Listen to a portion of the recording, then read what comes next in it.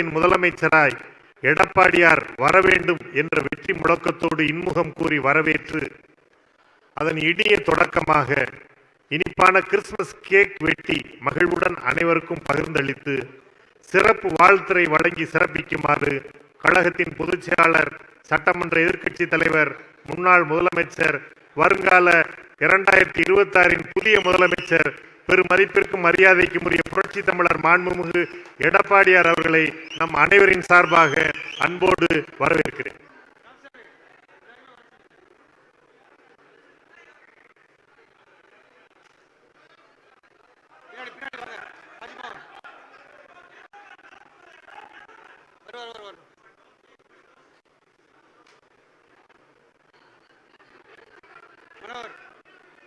கொஞ்சம் வந்துருங்க.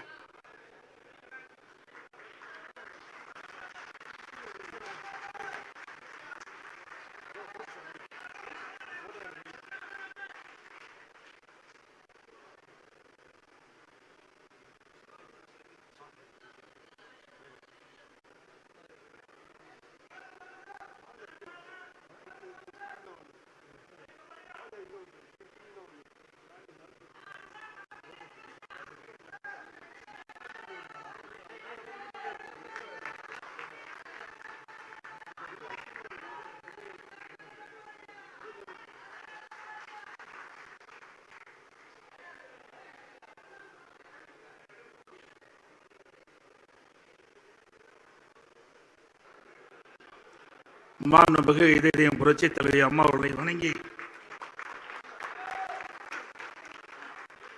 இந்த இனிய கிறிஸ்துமஸ் விழாவில் துவக்க ஜெபமாற்றிய மரியாதைக்குரிய அருட்திரு எஸ். ஜெபராஜ் அவர்களே, இந்த இனிய கிறிஸ்துமஸ் விழாவில் கிறிஸ்துமஸ் ஆசிரும் வாழ்த்து செய்தியும் வழங்கிய மரியாதைக்குரிய அருட்தந்தை ஜி.ஜே. அந்தோணிசாமி மற்றும் மரியாதைக்குரிய அருட்திரு எஸ். ராபின் ராஜ்குமார் அவர்களே, கிறிஸ்துமஸ் செய்தி வழங்கிய மரியாதைக்குரிய அருட்திரு முனைவர் பி. எட்வின் ஏசுராஜ் அவர்களே, இந்த நிகழ்ச்சியிலே பைபிள் வாசித்த பேராயர் மரியாதைக்குரிய முனைவர் கே. மேசக் ராஜா அவர்களே,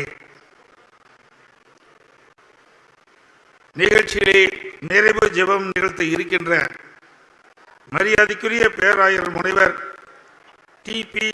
நோவா யுவனராஜ் அவர்களே, இந்த நிகழ்ச்சியிலே அனைவருக்கும் வரவேற்புரை ஆற்றிய மரியாதைக்குரிய சகோதரர் மாநில உறுப்பினர் திரு இன்பதுரை அவர்களே, காலத்துடைய நேரம் கருதி சுருக்கமாக கருத்துக்களை வழங்கி கிறிஸ்துமஸ் வாழ்த்துரை வழங்கிய முன்னாள் அமைச்சர் சகோதரர் பா. பெஞ்சமின் அவர்களே,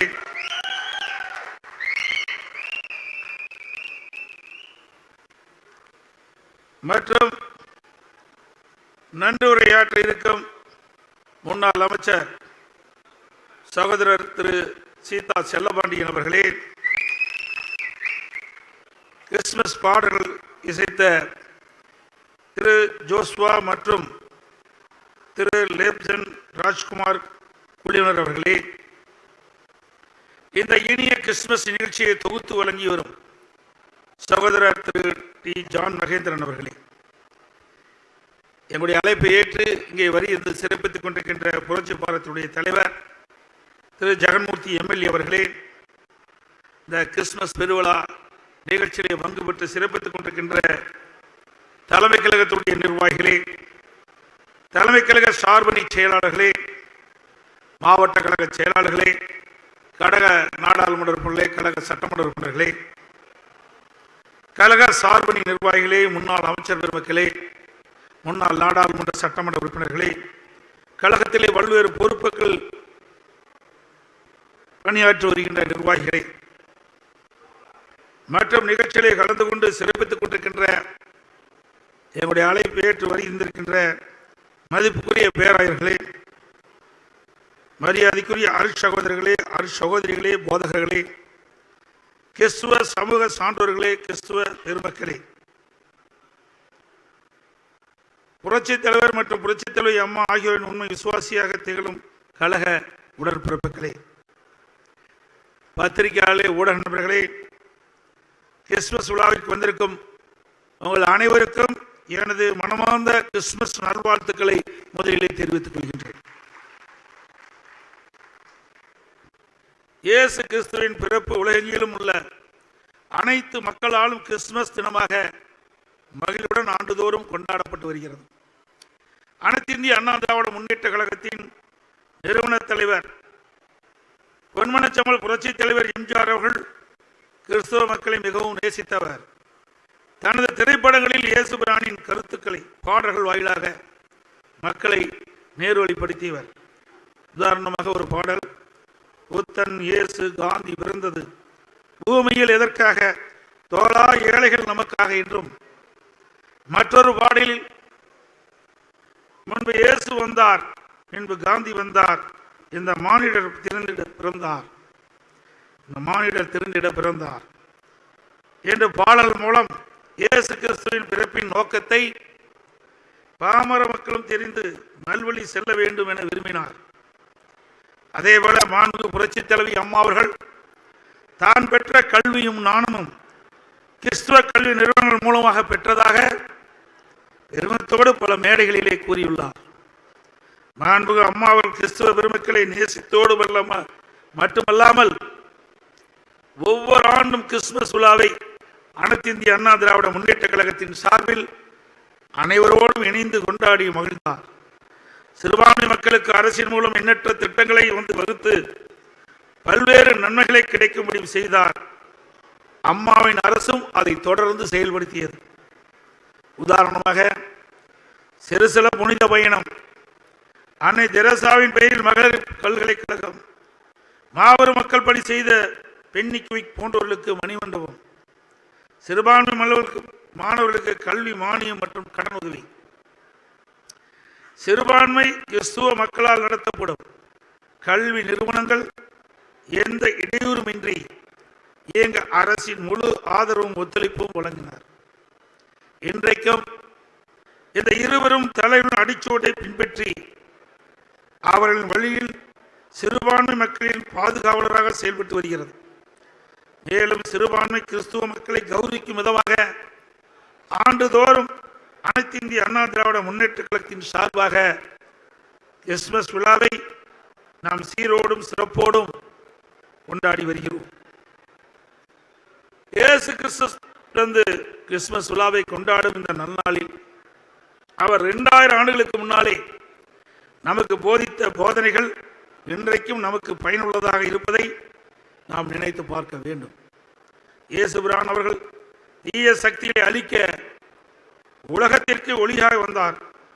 தீய சக்தியாக இருப்பவர்களை ஒளியின் வேஷம் தரித்தவர்கள் என்றும் மக்கள் அவரிடம் ஜாக்கிரதையாக இருக்க வேண்டும் எனவும் நமக்கு அறிவுறுத்தினார். மேற்சொன்ன கருத்தை விளக்க ஒரு கதை ஒன்றை கூற விரும்புகின்றேன். ஒரு ஊரில் ஒரு விவசாயி தனது விளைநிலங்களின் அருகில் ஒரு ஆட்டுப்பண்ணை வைத்து நிறைய ஆடுகளை வளர்த்து வந்தார். ஆடுகளை கண்காணிக்க மேய்ப்பவர்களையும் காவலாளிகளையும் நியமித்தார். நல்ல பராமரிப்பில் ஆடுகள் நன்கு வளர்ந்தன. இதை பார்த்த சில ஓநாய்கள் எப்படியாவது இந்த ஆடுகளை கவர்ந்து சென்று நமக்கு இரையாக்க வேண்டும் என திட்டமிட்டன. ஆனால் காவலாளியின் கண்காணிப்பு கடுமையாக இருந்தது. எனவே ஓநாய்கள் ஆடுகளை கவர்ந்து செல்ல முடியவில்லை. எனவே ஓநாய்கள் தந்திரமாக ஆடுகளை கவர்ந்து சென்று இரையாக திட்டமிட்டன.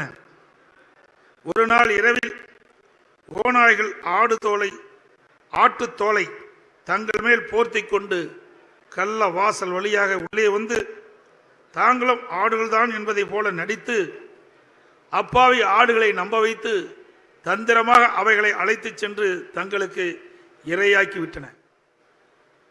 அந்த அப்பாவி ஆடுகள் தாங்கள் ஓநாய்க்கு இரையாகும் போதுதான் அந்த ஓநாய்கள் சுயரூபத்தை அறிந்து ஐயோ மோசம் போய்விட்டுமே என வருந்தின. இதிலிருந்து நாம் தெரிந்து கொள்ள வேண்டிய உண்மை, காலம் கடந்த ஞானோதயத்தால் ஒரு பிரயோஜனமும் இல்லை. இன்றைய அரசியலில் பரம்பரையாக தாங்களே பதவி சுகத்தை அனுபவிக்க வேண்டும் என்ற நோக்கத்தோடு வாக்கு வங்கியாக ஆட்டுத்தோலை போர்த்தி கொண்டு வரும் ஓநாய் கூட்டத்தினரிடம் சிறுபான்மையினர் எச்சரிக்கையாக இருக்க வேண்டும் என்று கூற விரும்புகின்றேன். தீய சக்தியிடம் நாம் ஏமாந்து போய்விட்டால் பின்னர் விடியல் என்பதே இருக்காது. தமிழகம் இருளில் மூழ்கிவிடும். எனவே நாம் விழிப்புடன் செயல்படும் காலம் இது. திமுக ஆட்சிக்கு வந்து இந்த 50 மாத காலத்தில் சிறுபான்மை மக்களுக்கு அதிமுக அரசின் மூலம் வழக்கமாக கிடைத்து வந்த பல நல திட்டங்கள் இப்போது கிடைப்பதில்லை. உதாரணமாக அனைத்து இந்திய அண்ணா திராவிட முன்னேற்ற கழக அரசில் கிறிஸ்தவ இஸ்லாமிய அரசு உதவி பெறும் பள்ளிகளில் பணி நியமனம் ஒப்புதல்கள் தடையின்றி வழங்கப்பட்டது. தற்போது அந்த முன்மொழிகள் திமுக அரசில் ஒப்புதல் வழங்காமல் கிடப்பில் போடப்பட்டது. இதனால் பள்ளிகள் கல்லூரிகள் பாதிக்கப்பட்டுள்ளன. கழக ஆட்சியில் ஆலய கட்டுமானங்கள் தடையின்றி நடக்க அனைத்து இந்திய அண்ணா திராவிட முன்னேற்ற கழக அரசின் உதவி முழுமையாக கிடைத்தது. தற்போது அந்த நிலை இல்லை. சிறுபான்மையினருக்கு அரசால் ஒதுக்கீடு செய்யப்பட்ட நிலங்களை சிறுபான்மையினர் அனுபவத்தில் தொடர்ந்து இருக்குமாறு அனைத்து இந்திய அண்ணா திராவிட முன்னேற்ற கழக அரசில் ஒத்துழைப்பு இருந்தது. தற்போது அந்த நிலை இல்லை. அனைத்து இந்திய அண்ணா திராவிட முன்னேற்ற கழக ஆட்சியில் சிறுபான்மை மாணவர்களின் படிப்பிற்கான உதவித்தொகை மத்திய அரசிடம் பெறப்பட்டு முழுமையாக வழங்கப்பட்டது. தற்போது இந்த நிலை இல்லை. இப்படி அனைத்து இந்திய அண்ணா திராவிட முன்னேற்ற கழக ஆட்சியில் கிடைத்த நன்மைகள் இன்றைய விடிய திமுக அரசில் கிடைப்பதில்லை என்பதை நீங்கள் அனைவரும் நன்கு அறிவீர்கள். அனைத்து இந்திய அண்ணா திராவிட முன்னேற்ற கழகம் என்கின்ற இந்த மாபெரும் இயக்கம் ஆட்சியில் இருந்தாலும் இல்லாவிட்டாலும் மக்களுக்காக மக்களின் நலனுக்காக பாடுபடுகின்ற இயக்கம் அண்ணா திமுக இயக்கம். திமுக ஆட்சி என்பது விளம்பர மாடல் ஆட்சி, விடியலில்லா வெற்று ஆட்சி, மக்களுக்கு எதிரான ஆட்சி, மக்களை ஏமாற்றும் ஆட்சி. கமிஷன், கலெக்ஷன், கரப்ஷன் என்பதுதான் திமுகவின் தாரக மந்திரம்.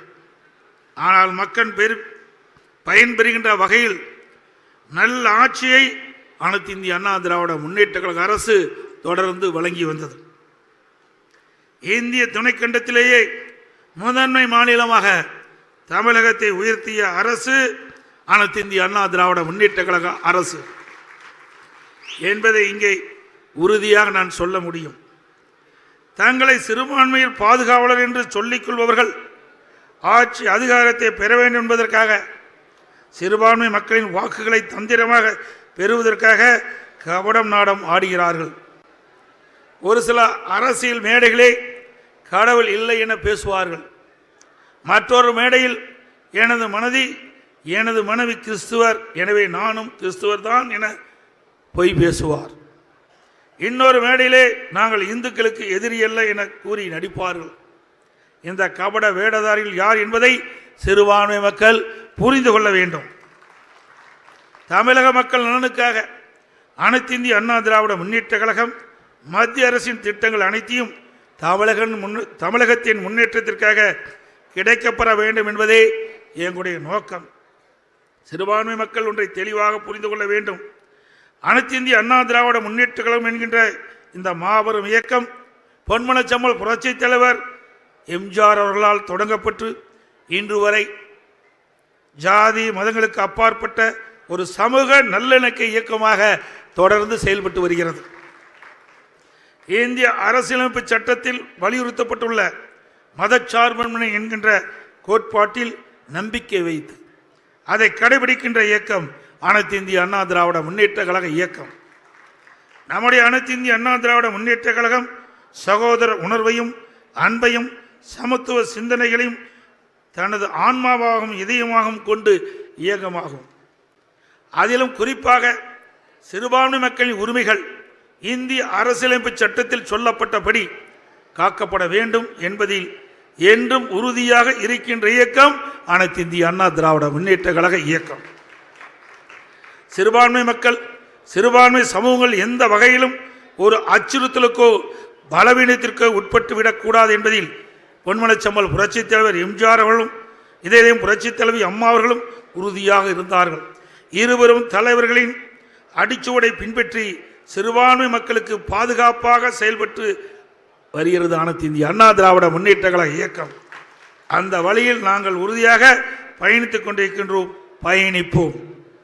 எத்தனை நெருக்கடிகள் எங்கிருந்து வந்தாலும் எங்கள் கொள்கையில் நாங்கள் எப்பொழுதும் உறுதியாக இருப்போம் என்பதில் யாருக்கும் சிறிதளவும் சந்தேகம் வேண்டாம்.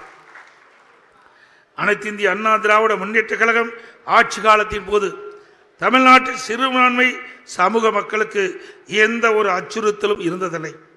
அம்மாவின் அரசு ஆட்சியில் இருந்தவரை சட்ட ஒழுங்கு திரைப்பட பாதுகாக்கப்பட்டதில் தமிழ்நாட்டில் ஜாதி இன மத மோதல்கள் நடைபெறவில்லை. அனைத்து இந்திய அண்ணா திமுக கூட்டணி என்பது தேர்தல் சமயத்தில் கட்சிகளுக்கு இடையே ஏற்படுத்திக் கொள்கின்ற ஒரு ஒப்பந்தம் மட்டுமே. கொள்கை என்பது எங்கள் கட்சியுடைய உயிர் மூச்சு போன்றது என்பதை இந்த நேரத்தில் தெரிவிக்க விரும்புகின்றேன். எனக்கு முன்னாலே பேசியவர்கள் கூட மரியாதைக்குரிய முனிவர் கே நேசக் ராஜாவில் குறிப்பிட்டார்கள். ஒவ்வொரு கட்சியும் தேர்தல் வருகின்ற பொழுது அந்த தேர்தலில் வெற்றி பெற வேண்டும் என்ற அடிப்படையில் தான் கூட்டணி வைப்பார்கள். அந்த அடிப்படையில் தான் அனைத்து இந்திய அண்ணா திராவிட முன்னேற்ற கழகமும் கூட்டணி வைக்கப்பட்டிருக்கின்றது. எனக்கு முன்னாலே அவர்கள் சொல்லினார்கள், 1999 நாடாளுமன்ற தேர்தலிலே திராவிட முன்னேற்ற கழகம் பாரதிய ஜனதா கட்சியோடு கூட்டணி வைத்தது. 2001 சட்டமன்ற பொதுத் தேர்தலின் போது திராவிட முன்னேற்ற கழகம் பாரதிய ஜனதா கட்சியோடு கூட்டணி வைத்தது. ஆக கூட்டணி என்பது அந்தந்த சூழ்நிலைக்கு ஏற்ப அமைக்கப்படுகின்றது. கொள்கை என்பது நிலையானது, அது அதிமுக இடத்திலே இருக்கின்றது என்பதை மட்டும் நான் தெளிவுபடுத்த விரும்புகின்றேன். எனவே சிறுபான்மை மக்கள் இதனை தெளிவாக புரிந்து கொள்ள வேண்டும் என்று அன்போடு இந்த நேரத்திலே கேட்டுக்கொள்கின்றேன். மேலும் கிறிஸ்துவ பெரும்பான்மை மக்களின் சிந்தனைக்காக ஒரு சிலவற்றை கூட்டத்தின் வாயிலாக தெளிவுபடுத்த விரும்புகின்றேன். அதிமுக ஆட்சியில் குறிப்பாக நான் முதல்வராக இருந்த காலகட்டத்தில் சிறுபான்மையர் நலன் முழுமையாக பாதுகாக்கப்பட்டது. கல்வி நிறுவனங்கள் செயல்பாடுகள் மற்றும் வளர்ச்சிக்கு அரசின் ஒத்துழைப்பு முழுமையாக இருந்தது. சட்ட ஒழுங்கு சரியாக பேணப்பட்டு சிறுபான்மை மக்களின் பாதுகாப்பு உறுதி செய்யப்பட்டது. சிறுபான்மை மக்களுக்கான நலத்திட்டங்கள் புதிதாக உருவாக்கப்பட்டு அவர்கள் மேம்பாட்டிற்கான வழிவகை செய்யப்பட்டது. பொய்யான தகவல்களை சொல்லி சிறுபான்மை மக்களை தொடர்ந்து ஏமாற்றி வரும் திமுக அரசின் கபட நாடகத்தை மக்கள் புரிந்து கொள்ள வேண்டும். சிறுபான்மை மக்களுக்கு என்று எந்த ஒரு நன்மையும் செய்யாமல் வாய்ச்சவடால் பேசி வாக்குகளை மட்டும் பெறக்கூடிய தந்திரவாதிகள் திமுகவினர்.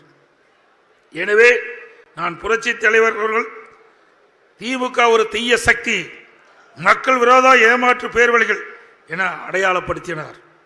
புரட்சி தலைவி அம்மா அவர்கள் தன் வாழ்நாள் முழுவதும் தீய சக்தியை எதிர்த்து போரிட்டார். விடியா திமுக ஆட்சி பொறுப்பேற்ற முதல் தமிழக மக்கள் பல்வேறு வகையில் துன்பங்கள் அனுபவித்து வருகின்றனர்.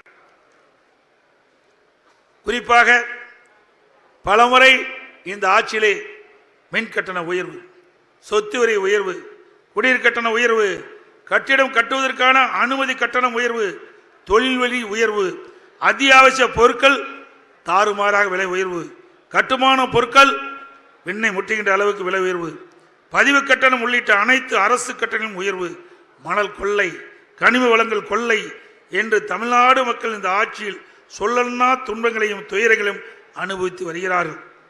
ஒருவரும் விலைவாசி உயர்வு என்றால் அடிப்படை வசதிகள் எதுவும் இந்த ஆட்சியில் செயல்பட்டதில்லை. குறிப்பாக சாலையில் கடந்த 4 ஆண்டுகளாக புதுப்பிக்கப்படவே இல்லை. பேட்ச் பணிகள் மட்டும் நடைபெற்று வருகின்றன. சட்ட ஒழுங்கு அடியோடு சீர்குலைந்துள்ளது. சிறுமி முதல் முதியோர்கள் வரை யாருக்கும் பாதுகாப்பு இல்லாத ஒரு சூழலை இந்த விடியா ஆட்சியிலே.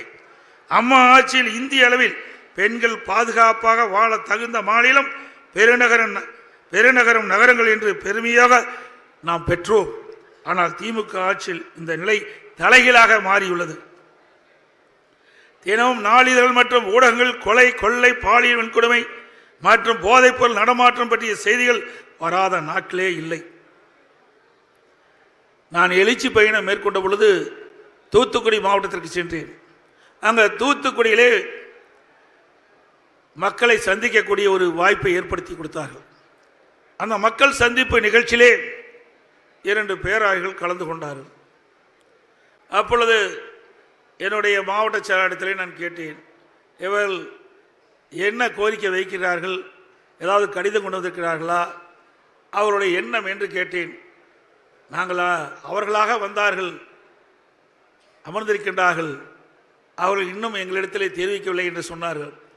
அப்பொழுது பேராயர்கள், நாங்களும் இந்த நிகழ்ச்சியிலே பங்கு பெற்று எங்களுடைய கருத்துக்களை உங்களிடத்திலே பகிர்ந்து கொள்வோம் என்று சொல்லி பேசினார். அப்பொழுது நாங்கள் பள்ளிகளை வைத்திருக்கின்றோம், கல்லூரிகளை வைத்திருக்கின்றோம். இன்று இருக்கின்ற மாணவர்கள் போதையிலே தள்ளாடி கொண்டிருக்கின்றார்கள், அவர்களை கண்டிக்க முடியவில்லை. ஆகவே இந்த இடத்தில் சொன்னால் சரியாக இருக்கும் என்று கருதி உங்களை நாடினோம்.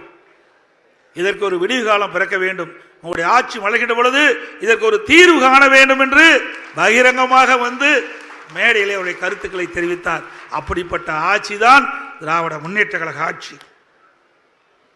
எனவே மக்கள், குறிப்பாக சிறுபான்மை சமுதாய மக்கள் வருகின்ற தேர்தலில் விழிப்போடு செயல்பட்டு தீய சக்திகளை அடையாளம் கண்டு அவர்களை ஆட்சி அதிகாரத்திலிருந்து அப்புறப்படுத்தி தமிழகத்திலே நடக்கின்ற சீர்கேடுகளை களைய அனைத்து இந்திய அண்ணா திராவிட முன்னேற்ற கழகத்தோடு அனைத்து இந்திய அண்ணா திராவிட முன்னேற்ற கழகத்திற்கு முழு ஒத்துழைப்பு நல்குமாறு அனைவரையும் அன்போடு இந்த நேரத்திலே கிறிஸ்தவ பெருமக்களை கேட்டுக்கொள்கின்றேன்.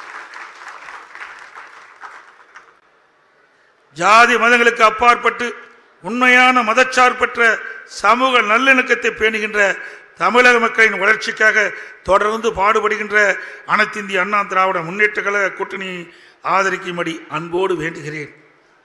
எனக்கு முன்னாலே மரியாதைக்கு முனைவர் KS மேசக் ராஜா அவர்கள் குறிப்பிட்டார். இன்றைக்கு அற்புதமான நாள். கிறிஸ்துவ பெருமக்கள் மகிழ்ச்சியோடு உங்களோடு நாங்களும் கிறிஸ்மஸ் பெருவிழாவை மகிழ்ச்சியோடு கொண்டாடி கொண்டிருக்கின்றோம். இந்த நாள் டிசம்பர் 18 சிறுபான்மையர் உரிமை தினம் நாள். அந்த நாளிலே இந்த நிகழ்ச்சியை அறிவிச்சவர் பெஞ்சமின் அவர்கள் எங்களிடத்திலே தெரிவித்தார். அதன் அடிப்படையிலே இந்த ஒரு நல் நாளிலே சிறுபான்மையினர் உரிமை தினம், அந்த நாட்களிலே இன்றைக்கு நாம் இந்த விழாவை நாம் எடுத்துக்கின்றோம். இந்த விழா சீரும் சிறப்போடும் சிறப்பாக நடைபெற்றுக் கொண்டிருக்கின்றது. உங்கள் அனைவருக்கும் மீண்டும் எனது இனிய கிறிஸ்துமஸ் மற்றும் ஆங்கில புத்தாண்டு நல்வாழ்த்துக்கள் கூறி, புதிய ஆண்டிலே கர்த்தரின் கிருபையால் அனைத்து இந்திய அண்ணா திராவிட முன்னேற்ற கழக ஆட்சி மலர உறுதியாக இருக்க வேண்டும் என்று அன்போடு கேட்டுக்கொண்டு, அதோடு இங்கே பேசிய முனைவர் மேசக் ராஜா அவர்களும் நம்முடைய முன்னாள் அமைச்சர் சகோதரர் பெஞ்சமின் அவர்களும் பல கோரிக்கைகளை இந்த நிகழ்ச்சியின் மூலமாக என்னுடைய கவனத்திற்கு கொண்டு வந்தார்கள். அனைத்து இந்திய அண்ணா திராவிட முன்னேற்ற கழகத்தை பொறுத்த வரைக்கும் நான் ஏற்கனவே குறிப்பிட்டதை போல மதத்திற்கும் ஜாதிற்கும் அப்பாற்பட்ட கட்சி அனைத்து இந்திய அண்ணா திராவிட முன்னேற்ற கழக கட்சி. அனைத்து மதத்தினரும் சமமாக பாவிக்கக்கூடிய இயக்கம் அனைத்து இந்திய அண்ணா திராவிட முன்னேற்ற கழக இயக்கம். அதிமுக பொறுத்த வரைக்கும் ஜாதியும் பார்க்க மாட்டோம், மதத்தையும் பார்க்க மாட்டோம். அவர் எந்த வகையிலே சிறந்தவர் என்பதை மட்டும் தான் பார்க்க முடியும். ஆகவே அனைத்து இந்திய அண்ணா திராவிட முன்னேற்ற கழகத்தை பொறுத்த வரைக்கும் அனைத்து மதமும் சமமாக கருதக்கூடிய ஒரு இயக்கம் அதிமுக இயக்கம் என்பதை மீண்டும் ஒரு முறை வலியுறுத்தி மிகச் சிறப்பாக எழுச்சியாக கிறிஸ்துமஸ் பெருவிழா நிகழ்ச்சியிலே கலந்து கொண்டிருக்கின்ற நம்முடைய கிறிஸ்துவ பெருமக்கள், பேராயர்கள் மற்றும் அனைத்து இந்திய அண்ணா திராவிட முன்னேற்ற கழகத்திலே பல்வேறு பொறுப்புகளை வைக்கின்ற நிர்வாகிகள், கூட்டணி கட்சி சேர்ந்த நிர்வாகிகள், பத்திரிகையாளர்கள், ஊடக நண்பர்கள் அனைவருக்கும் என்னுடைய இதயபூர்வமான நல்வாழ்த்துக்களை தெரிவித்து விடைபெறுகின்றேன். நன்றி, வணக்கம்.